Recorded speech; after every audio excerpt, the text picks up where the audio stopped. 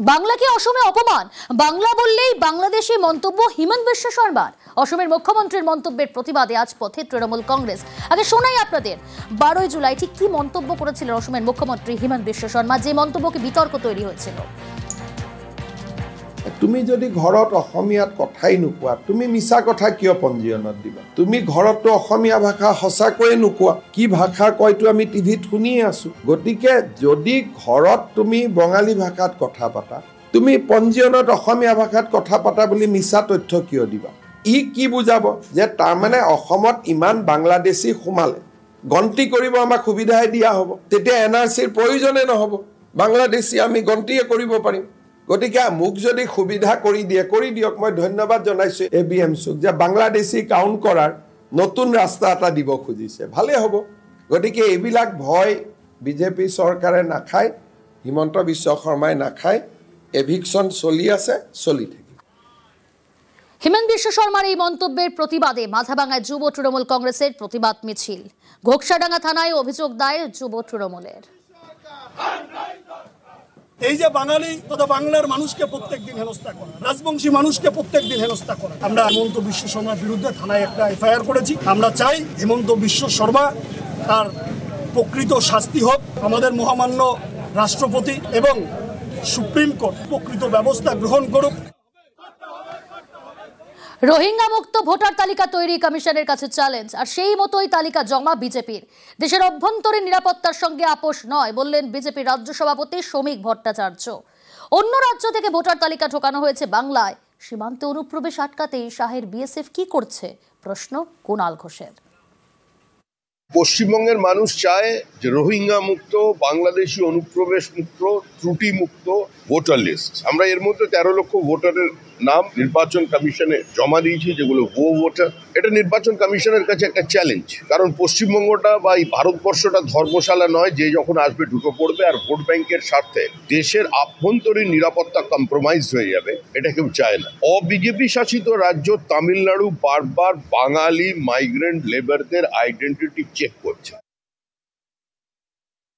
জাতীয় নির্বাচন কমিশনের কাছে ত্রুটিমুক্ত ভোটার তালিকা তো তৃণমূল কংগ্রেস চেয়েছে, আমাদের নেত্রী প্রতিবাদ করেছেন যে অন্য রাজ্যের ভোটার তালিকা ঢুকিয়ে দেওয়া হচ্ছিল আমাদের রাজ্যে।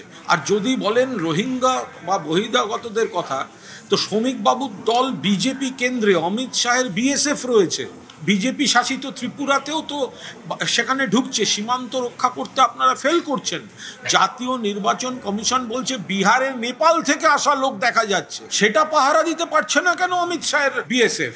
শ্রমিক বাবু যতবার এই বহিরাগত ঢোকার কথা বলবেন, ওটা আত্মঘাতী গোল।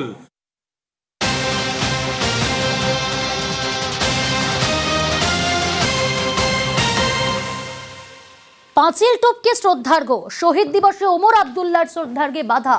কাশ্মীরের মুখ্যমন্ত্রীকে গৃহবন্দী নিরাপত্তা কর্মীদের, বাধা পেরিয়ে সুহাদা মাজারে ওমর আবদুল্লা।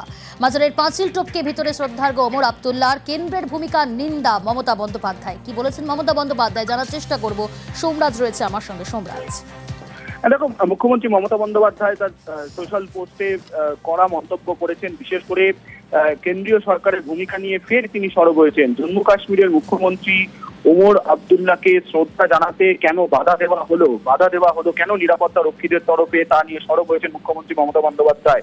এবং তিনি গোটা বিষয়টিকে নিন্দনীয় বলে মন্তব্য করছেন। শুধু তাই নয়, মুখ্যমন্ত্রী মমতা বন্দ্যোপাধ্যায় এটাও বলছেন যে গোটা ঘটনা লজ্জাজনক। একজন নির্বাচিত মুখ্যমন্ত্রীকে এইভাবে বাধা দেওয়া, তাকে শ্রদ্ধা জানানোর জন্য তাকে পাঁচিল টপকে যেতে হচ্ছে, কিন্তু তাকে নিরাপত্তা রক্ষীরা বাধা দিচ্ছেন, শ্রদ্ধা জানাতে বারণ করছেন।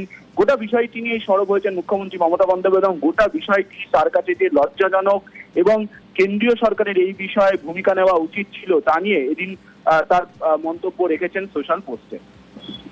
বেশ,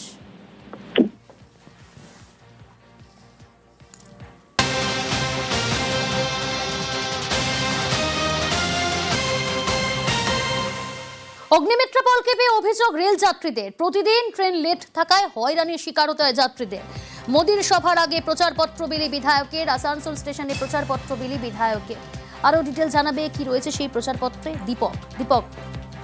দেখো, আগামী 18 তারিখ প্রধানমন্ত্রী নরেন্দ্র মোদী দুর্গাপুরে এক রাজনৈতিক সভা করতে চলেছেন এবং সেই সভার প্রচারপত্র বিলি করছিলেন বিধায়ক অগ্নিমিত্র পল। আজ যখন সকালে আসানসোলের বার্নপুর রেল স্টেশনে গিয়ে এবং যাত্রীদেরকে এই প্রচারপত্র দেন এবং আমন্ত্রণ জানান কি প্রধানমন্ত্রীর এই সভাতে যারা উপস্থিত থাকে কিন্তু তারা আমন্ত্রিত না হয়ে একেবারে অগ্নিমিত্রার কাছে অভিযোগ জানান যে যেইভাবে দিনের পর দিন ট্রেন লেট চলছে তাতে তাদেরকে অফিস যেতে সমস্যা হচ্ছে, বিভিন্ন কাজে তারা বাড়ি থেকে আগে বেরোচ্ছে কিন্তু সঠিক সময় ট্রেন না থাকায় সমস্যার মুখে পড়তে হচ্ছে। আসানসোলের বার্নপুর স্টেশনে এসে যাত্রীদেরকে এই সমস্যার কথা জানান এবং আমন্ত্রণ পত্র দিতে গিয়ে ঠিক একেবারে বিরক্ত মনে করেন যেভাবে আজকে যাত্রীরা ও বিধায়ক অগ্নিমিত্রকে এই অভিযোগ জানায়। যদিও আশ্বাস দিয়েছে বিধায়ক অগ্নিমিত্র পল যাত্রীদেরকে কি বিষয়টি নিয়ে দেখা হবে এবং ট্রেন যেন দেরিতে না আসে বা কোনো ট্রেন বন্ধ না করা হয় সেই ব্যবস্থা নেওয়া হবে। তারপরে বিধায়ক অগ্নিমিত্রা সেই বার্নপুর স্টেশন থেকে বেরিয়ে রাস্তার মধ্যে ঠিক একই পত্র বিলি করেন। বন্ধ করে দিয়েছে, এই ট্রেনটা আপনার বন্ধ, সপ্তাহে একদিন কি দুদিন দিচ্ছে বাস আর টাইম। এটা কোন ট্রেনটা? मैडम पुरलिया है या आज लेट हो 15 ছাড়ে আপনার। আচ্ছা আসানসোল থেকে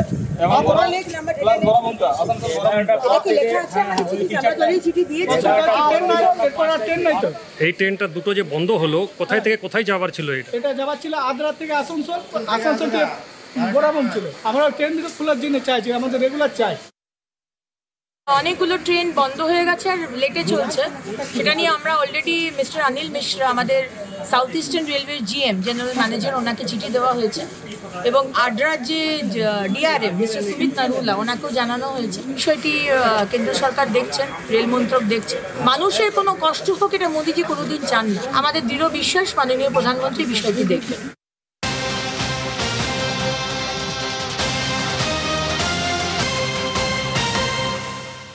আরজিকরে আর্থিক দুর্নীতি মামলা, সন্দীপ ঘোষ সহ 5 অভিযুক্তর বিরুদ্ধে চার্জশিট গঠন, চার্জ গঠন, প্রতারণা, জালিয়াতি, ষড়যন্ত্রের অভিযোগ। আরো ডিটেইল জানাবে অমিত, রয়েছে আমার সঙ্গে। অমিত, আরজিকর দুর্নীতি মামলাতে সন্দীপ ঘোষকে গত বছর 2রা সেপ্টেম্বর গ্রেফতার করেছিল সিবিআই এবং 90 ডেজে বা 90 দিনের মধ্যে চার্জশিট জমা দেওয়া হয়েছিল। প্রতারণা, জালিয়াতি এবং ষড়যন্ত্রের 3টি ধারাতে চার্জশিট দেওয়া হয়েছিল। আজকে আলিপুর বিশেষ সিবিআই আদালত সন্দীপ ঘোষ সহ 5 অভিযুক্তের বিরুদ্ধে এই আরজিকর দুর্নীতি মামলাতে চার্জ গঠন করলো এবং বিচার প্রক্রিয়া শুরু হলো। আগামী 22শে জুলাই থেকে সাক্ষ্য গ্রহণ পর্ব শুরু হতে চলেছে আলিপুর বিশেষ সিবিআই আদালতে। অর্থাৎ সন্দীপ ঘোষ, আশিস পান্ডে যিনি হচ্ছে জুনিয়র ডাক্তার ছিলেন এই আরজিকর মেডিকেল কলেজে এবং আর দুজন ঠিকাদার সুমন হাজরা, দীপক সিংহ এবং আরো একজন ব্যক্তিগত নিরাপত্তা রক্ষী ছিলেন সন্দীপ ঘোষের আফসার আলী। প্রত্যেকের বিরুদ্ধে প্রতারণা, জালিয়াতি এবং ষড়যন্ত্র 3টি ধারাতে চার্জ গঠন করা হলো এবং আরজিকর দুর্নীতি মামলার বিচার প্রক্রিয়া শুরু হলো। 22শে জুলাই থেকে সাক্ষ্য গ্রহণ পর্ব শুরু হতে চলেছে। বেশ, অর্থাৎ চার্জশিট জমা আগে পড়েছে, চার্জ গঠন হলো এবার আরজিকরের আর্থিক দুর্নীতি মামলায় সন্দীপ ঘোষ সহ 5 অভিযুক্তর বিরুদ্ধে চার্জ গঠন।